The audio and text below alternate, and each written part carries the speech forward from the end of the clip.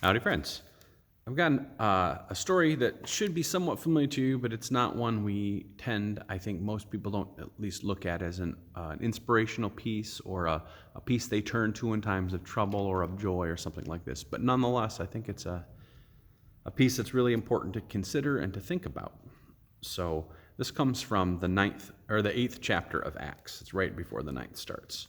And that's the ninth is when Saul is converted to Paul, and that tends to draw all the oxygen in the room. But this story is really good.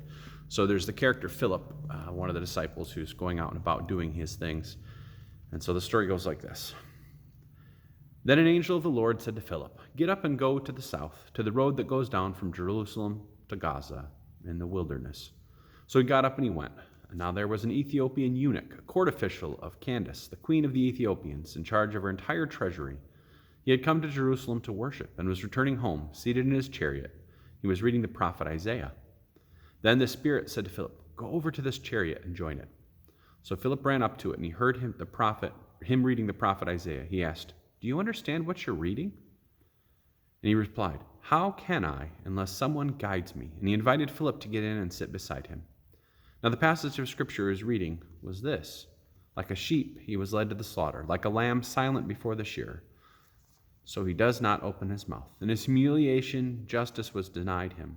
Who can describe his generation? For his life is taken away from the earth." The eunuch asked Philip, "About whom, may I ask you, does the prophet say this? About himself or someone else?" Then Philip began to speak, and starting with this scripture, he proclaimed to him the good news about Jesus. As they were going along the road, they came to some water, and the eunuch said, "Look, here's some water. What is to prevent me from being baptized?" He commanded the chariot to stop, and both of them, Philip and the eunuch, went down to the water, and Philip baptized him. When they came out of the water, the Spirit of the Lord snatched Philip away. The eunuch saw him no more, but he went on his way rejoicing. But Philip found himself later, and as he was passing through the region, he was proclaimed the good news to all the towns until he came to Caesarea. So why is such an interesting story about a eunuch? Well, in the Jewish traditions, if you were any way disfigured, especially in the genital region, you were no longer allowed.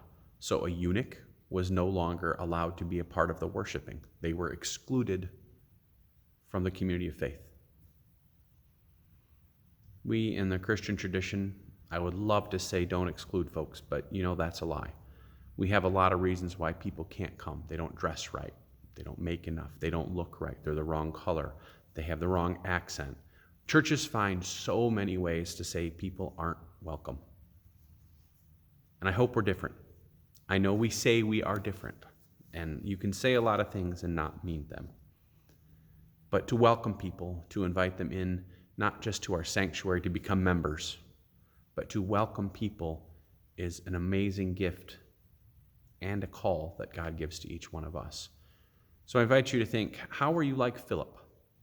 How are you like someone who is willing to invite the people who have been told they're not welcome here because of X, Y, or Z? How are you like Philip everywhere in your life? Can you invite people into the goodness of God? Good luck thinking about this. I hope you're all doing well, and we'll talk to y'all soon.